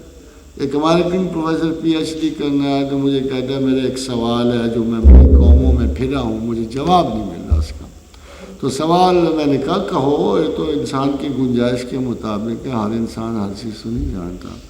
تو اس نے کہا کہ انڈین مائتھالوجی میں جو کائنات کی عمر ہے 18,000 سال ہے، اور کرسچن مائتھالوجی میں یہ 8,000 سال 6,000 سال ہے. تو what is the concept of Islam about universal creation? تو میں نے اس سے کہا کہ یار یہ تو بڑا سادہ سا سوال ہے، میں تمہیں قرآن کی آیت سنا دوں گا اور اس کے ساتھ میں تمہیں ترجمہ سنا دوں، دا ریسٹ آف اٹ. تو میں نے اسے آیت سنا دی کہ اولم یر الذین کفروا ان السماوات والارض کانتا رتقا ففتقناہما. How dare you deny me? In the beginning heavens and earth were one mass, then I tore them apart. تو وہ کہتا ہے مجھے but this is Big Bang. تو میں کہا بگ بینگ ضرور ہے، this is Big Bang. مگر مصیبت یہ ہے کہ مسلمان عالموں میں سے یہ آیت پر تمہیں فرسٹ ٹائم اس کو کوئی بگ بینگ نہیں. ہمارا پرابلم یہ ہے کہ ہمیں محاورہ بدلنا ہے، انداز فکر بدلنا ہے، فہم قرآن بدلنا ہے. جناب علی کرم اللہ وجہ سے کسی نے سوال کیا تھا کہ تمہارے پاس کوئی زائد قرآن ہے جو آپ پڑھتے ہو گھروں میں چھپا کے؟ فرمایا رب کعبہ کی قسم ہے کہ ایک ایک لفظ، ایک ایک نقطہ، ایک ایک حرف وہی ہے جو تم پڑھتے ہو، مگر یہ کہ ہمیں اللہ نے فہم قرآن زیادہ دیا. اب مسئلہ یہ ہے کہ جی آج کے دور میں with this religion آپ یہ نتائج لوگے جو آپ کو وزیرستان میں نظر آ، جو ایک ڈیکیڈنٹ چلا آ رہا ہے. اس میں خدا کا کوئی مسئلہ نہیں، اس میں قرآن کو کوئی مسئلہ نہیں. یہ جو پڑھنے والا ہے اتنا کام علم ہے اور یہ انسسٹ کر رہا ہے کہ میری تعلیم ہی فائنل ہے، جس کا نتیجہ یہ ہے آج ہم لوگ جو ہیں اس بحران کا شکار ہیں کہ how do we believe in اور گاڈ اور ہاؤ ڈو وی بلیو. میں ایک دفعہ بہت بڑے دہریے سے میں نے ایک سوال کیا. میں نے کہا اگر زمین و آسمان میں ایک دلیل مجھے لا دو کہ 1500 برس پہلے کوئی کس طرح یہ بات کہہ سکتا تھا کل فلک یسبحون، کہ یہ ستارے سارے کے سارے چل رہے ہیں اور سارے کے سارے اپنے اپنے مدار میں چل رہے ہیں، فی فلک یسبحون.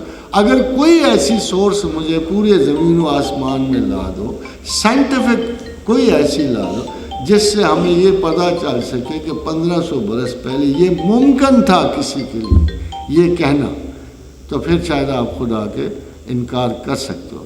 اگر کوئی بندہ ایک دفعہ ایک دلیل لے آئے کہ خدا نے جب یہ کہا وَجَعَلْنَا مِنَ الْمَاءِ كُلَّ شَيْءٍ حَيٍّ، کہ میں نے تمام حیات کو پانی سے پیدا کیا.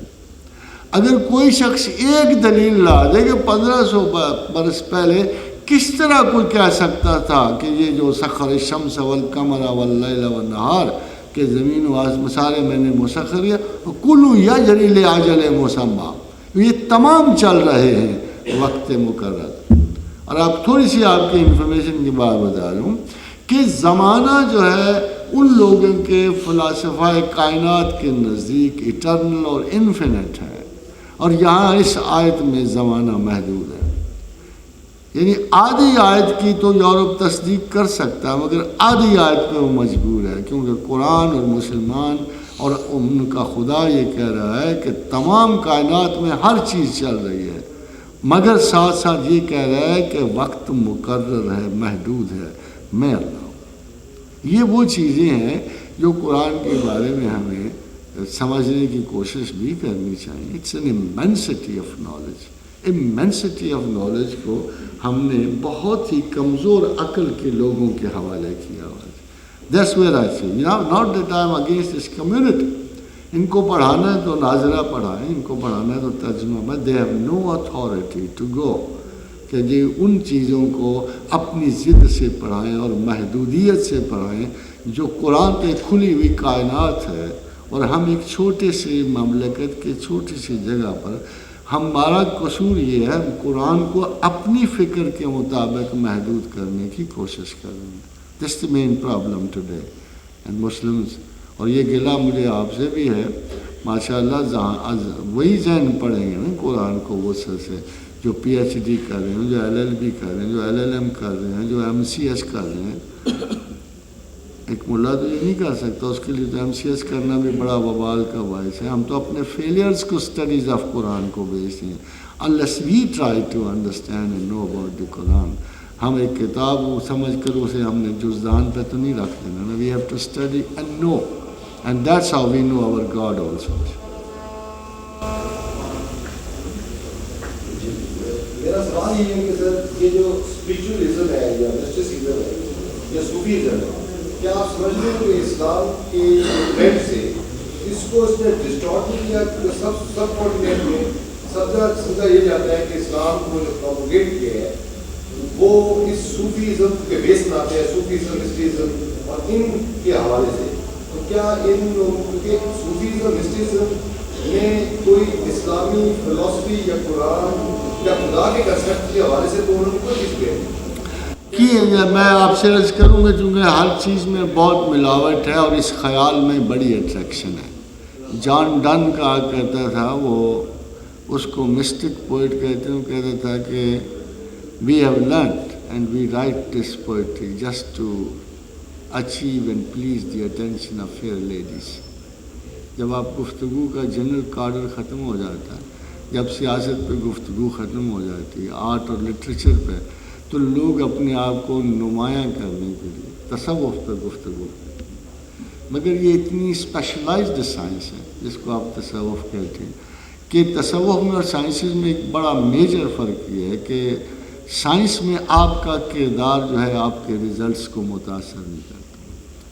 آپ جائیں جو مرضی کر کے آئیں, شراب پی کے آئیں, چوری کر کے آئیں, that will not hamper your degree of MBBS اور انجینئرنگ. مگر جس کو آپ صوفیزم کہتے ہو, دراصل وہ ایک ایسے کہ فرض کرو میں آج اپنے آپ کو کہوں کہ جی میں مومن ہوں, تو آپ ہنسیں گے بھی میرے دعوے کو جو ہے کیا فضول بات ہے اپنے آپ کو مومن کا کلیم کرنا.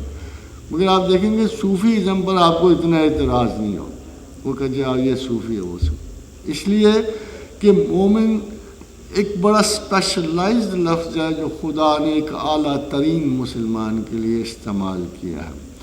On the contrary, Sufism is a very general academic literary word which anybody, ہم تو مزایا بھی اس کو استعمال کریں فلاں صوفی. تو صوفیزم میں بھی جسے ہم ایک اچھے مسلمانوں کی اس کاڈر میں جنہیں ہم مومنین کہتے ہیں یا اولیاء اللہ تعالیٰ العزیز کہتے ہیں, ان میں اس لفظ کی شامل ہونے کی وجہ سے متعدد ایسے لوگ آ گئے, بیچ میں بے شمار ایسے لوگ ہیں جو ذرا سی لٹریری فیکلٹی کو مسٹسزم کہتے تھے, یا شاید آج بھی جو تبت کا لاما ہے وہ صوفی بن گیا, یا ایک پنڈت یوگی جو ہے وہ صوفی بن گیا. دیر is know such thing. Mysticism میں ویری ویری اسپیشلائز. میں اگر آپ کو ابھی مثال دوں تو آپ شاید برا منائیں, مگر واصف علی فاصف کو بھی مسٹسزم کا دعویٰ تھا. اگر آپ تھوڑے سے پڑھے لکھے زیادہ ہوں گے تو آپ کو پتہ لگے Wasif Ali was the only copying Khalil Gibran in style, یا وزیر اعلیٰ کی طرح کے انشائیہ لکھنے کی کوشش کر رہا تھا. تو ہم پریکٹیکل مسٹسزم میں اور ان میں اتنا ہی فرق پاتے ہیں جو سید حجویر نے کہا کہ کچھ لوگ تو ہیں اللہ کے بندے مگر باقی متصوف ہیں. they have the style of being Sufis. Persian poetry نے اور پرشین کے معاشرے نے ان لوگوں کو زیادہ اہمیت دی, قلندریت کو زیادہ اہمیت. یا جو حافظ شیراز جو ہے ہمہ وقت چونکہ مولویوں کے سسٹم کے شدید مخالف تھا, تو جہاں ادھر طنز کر رہا تھا اپنے آپ کو بے جا حرکتوں میں رکھ کر وہ اپنے آپ کو صوفی بھی کہہ رہا تھا. تو دو چیزیں پیدا ہوئی, سیکولر اور صوفی میں ایک چیز مشترک ہو گئی جو نیا آنے والا ہے. ایک تو ان صوفیاء نے اور ان سیکولر نے, فرض کرو شراب پینا تھا تو اس نے صوفیزم کا آسرا لیا, اس نے سیکولرزم ہونے کا. کوئی اور غلط کام مورل کرنے تھے, مگر جو خدا کے بندے ہیں ان کو ان قسم خرافات سے کوئی واسطہ نہیں ہوتا. نہ ان کے ظاہر و باطن میں فرق ہوتا ہے, نہ وہ کسی لیگل آرڈر کی تکذیب کرتے ہیں اور تصحیح کرتے ہیں. یہی وہ لوگ تھے جو شروع میں انڈیا میں آئے. اور سب سے پہلے جو امام زمانہ آئے سیدنا علی بن عثمان حجویری ہیں, اور وہ یعنی سلطان محمود بیگڈ ہیں اور برکت کے لیے, اور وہ لاہور آ کے بیٹھے ہیں. دین اسٹارٹڈ پریچنگ, اور یہی پریچنگ آگے بڑھ کے اجمیر کے معین الدین چشتی اجمیری نے بھی کی. مگر کیونکہ درمیان کے سلاسل بیچ میں ایسے آ گئے کہ جنہوں نے اپنی اپنی گرفت مضبوط کرنے کے لیے لوگوں پر یہ تصوف اور یہ کرامات اور ایسے ایسے غیر معمولی عناصر ایڈ کر دیے جن کا کوئی تعلق تصوف سے نہیں تھا. اس لیے آپ تھوڑا سا اگر غور کریں گے تو آپ کو ان لوگوں میں اور ان لوگوں میں فرق نظر آئے. The last of the saint which ever passed, وہ اتنا بڑا عالم تھا کہ ماشاء اللہ تعالیٰ لذیذ کے جو علامہ اقبال جیسے بھی فلاسفر بھی زمان و مقام پہ گفتگو کے لیے ان کی رہنمائی چاہتے تھے. اور محی الدین ابن عربی کے اسکالسٹک یعنی انڈرسٹینڈنگ کے لیے سیدنا گولڈا شریف کے خواجہ میر علی کی طرف ریفر کرتے تھے. تو تصوف کا ایک معیار علم ہے, اور بغیر علم کے ہمارے لیے بڑی مشکل بنتی ہے کہ اس کو صوفی کیٹیگرائز. یہ کوئی خان صاحب کی بابیں نہیں ہیں جو اشفاق احمد خان صاحب کے, کہ کم از کم 2000 بابا تو لاہور میں موجود ہیں, اور اسی طرح ہر ملک میں جہاں گئے کسی اور شخصیت کو صوفی بنا کے بابا بنا دیا, اور اس کا مقصد تو صرف یہی نظر آتا ہے کہ مرنے کے بعد وہ بھی ایک آدھ بابے ہو جائیں, اور تو کچھ نظر. اور آئی انڈرسٹینڈ اباؤٹ مسٹسزم اس کہ اس کی ایک ایک سٹیٹمنٹ جو صوفیاء نے دی ہے اس کی انڈرسٹینڈنگ کے لیے بھی بے حد و حساب علم چاہیے. جیسے ہمارے شیخ جنید نے, جن کو سید الطائفہ کہتے ہیں, he was a top intellectual of his time. انہوں نے توحید کی تعریف کی ہے اور بڑی سمپل سی کی ہے کہ توحید قدیم کو حادث سے علیحدہ کرنا. Now these terms which he has used, they are inclusive of the entire philosophy of the world. تو بڑا مشکل ہوتا ہے. جیسے ایک صوفی نے صفائے قلب کی بڑی خوبصورت تعریف کی کہ الصفاء صفت الاحباب ہے, کہ یہ جو صفائے قلب ہے یہ اللہ کے دوستوں کی صفت ہے. وہم شموس بلا سحاب, اور یہ وہ آفتاب ہیں جن پہ بادلوں کے سائے نہیں پڑتے. تو جو آپ دیکھتے ہو بادلوں کے سائے, ہمیں بھی اب بھی اگر عالم اسلام خالی ہوتا ہے.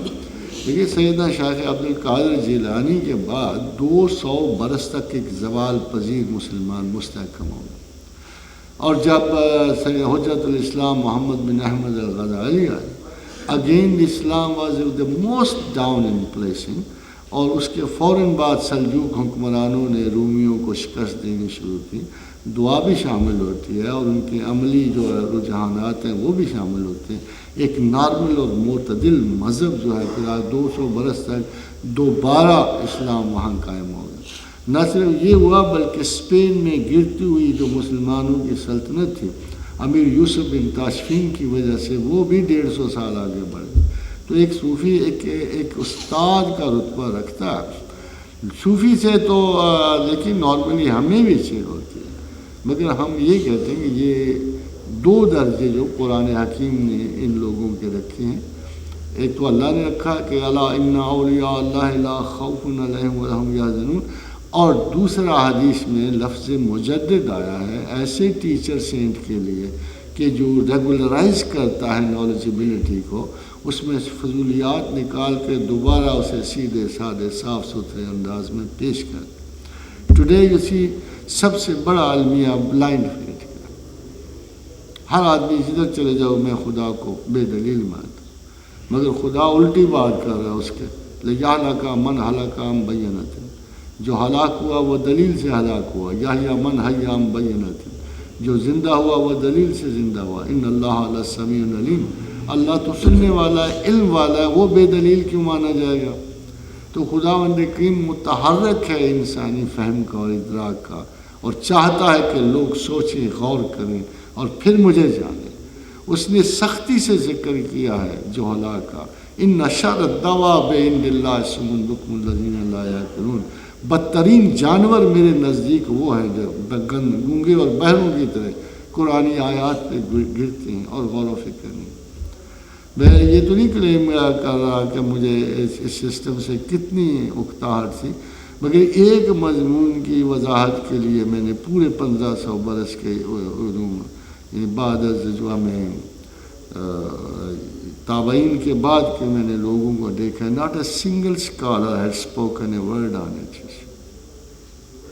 وہ متشابہات کا سبجیکٹ تھا، اور فنی چیز یہ تھی کہ اس پہ انگریز 2-4 مصنفوں نے اس پہ ٹاک کیے تھے. And perhaps first time in the history of religious thought میں نے المتشابہات پہ 120 صفحے کا ایک لیکچر دیا ہے.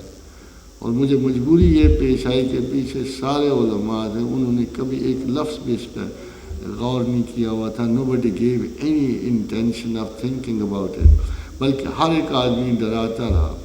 مگر غور و فکر کی اگر میچورٹی نہ آئے تو قرآن کے فہم و فراست سے دیکھیں نا، پیغمبروں کے درمیان بھی اللہ فرق کرتا ہے فہم و فراست.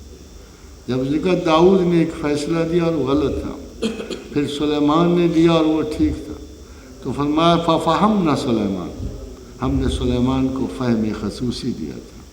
تو یہ تو پیغمبروں میں بھی ڈفرینس آ جائے. So the understanding of the Quran is slightly uncompromisable element اگر آپ اسے پریزنٹیشن دینا چاہتے ہیں. یہ ایک سبب ہے، ورنہ آپ کسی کو صوفی نہیں سمجھتے تو آپ کو ڈسکریڈٹ کوئی بھی نہیں کرے گا. It is your own intelligence, your intellectual capacity, your sense of skepticism and criticism which will make a decision, and you are free to do it.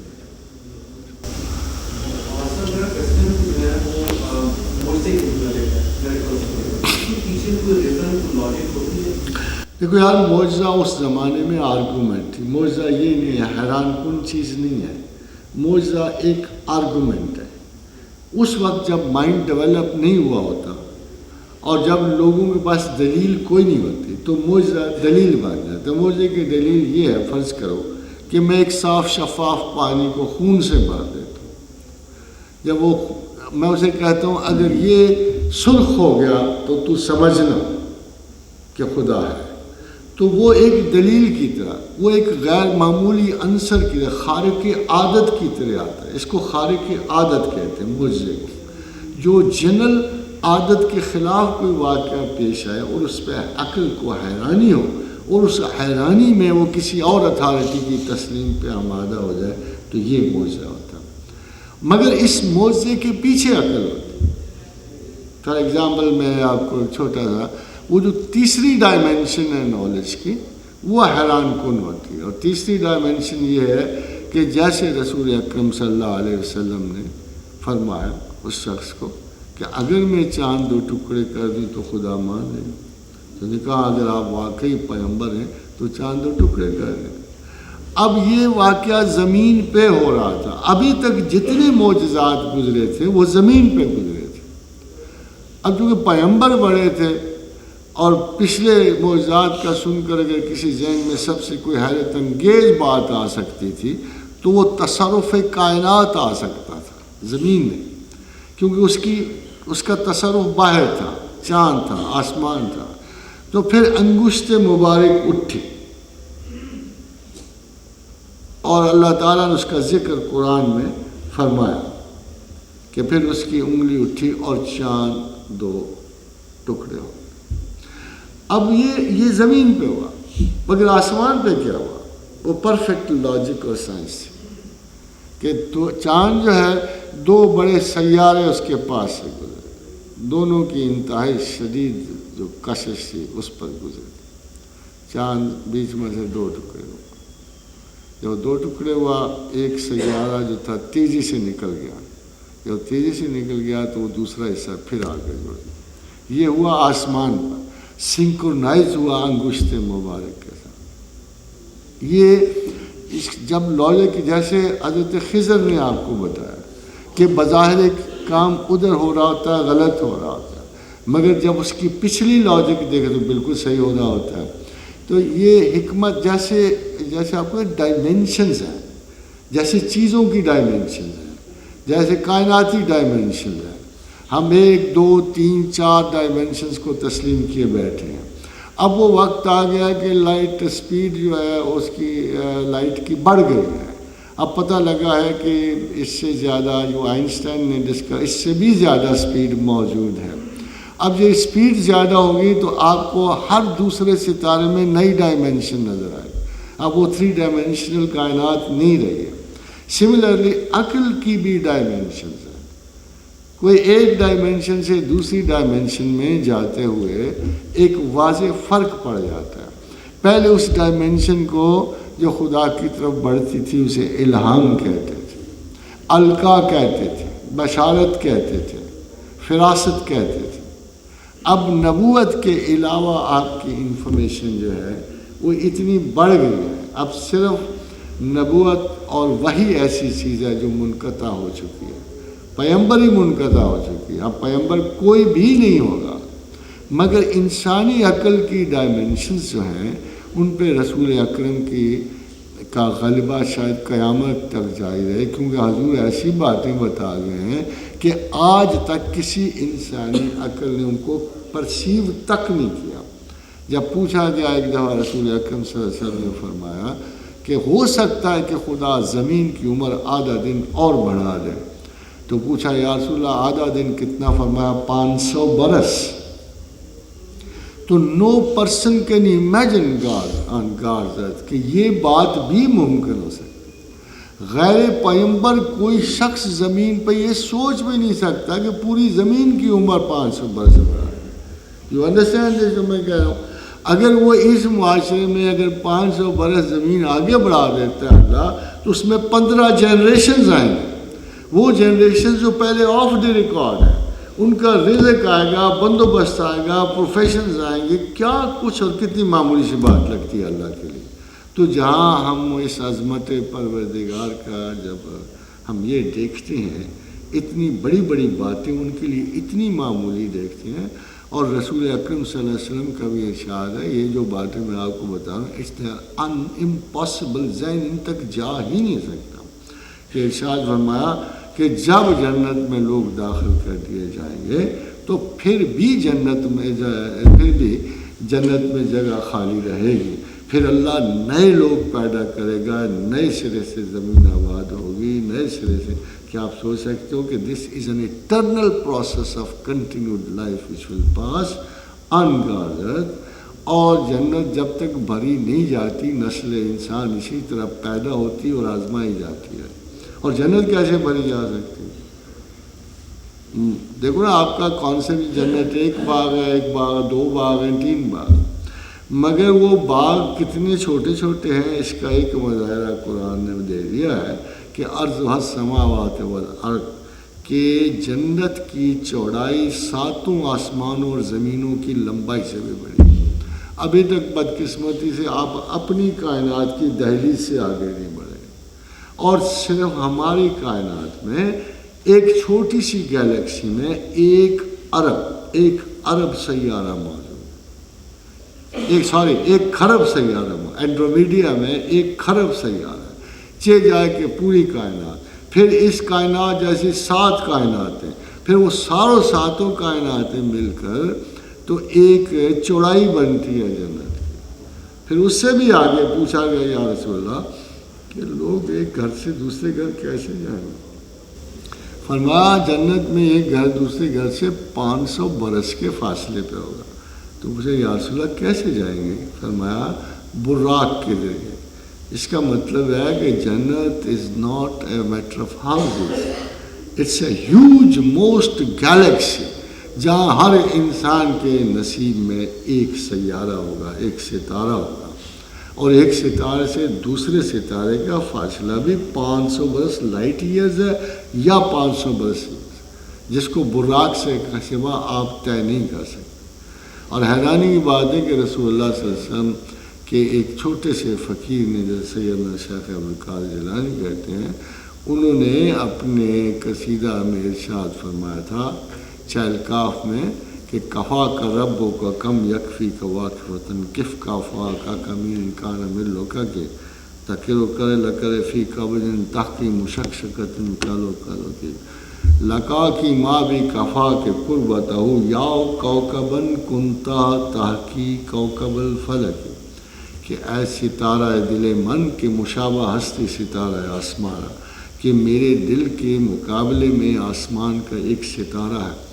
یہاں جو آپ کو حضور نے فرمایا کہ جو یہاں زمین پہ ایک تسبیح سبحان اللہ و بحمدہ ایک بار کہے گا وہ جنت میں اپنے گھر میں ایک درخت لگائے.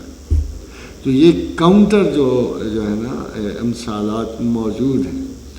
اسی طرح ہم بہت ساری باتیں ایسی کہ جہاں عقل و خرد ابھی پہنچ نہ سکتی ہے نہ پہنچے گی، مگر یہ علم ہمیں دنیا کی طرف سے نہیں آ رہا، یہ علم ہمیں خدا کی اور رسول کی طرف سے. وما علینا الا البلاغ. Thank you very much.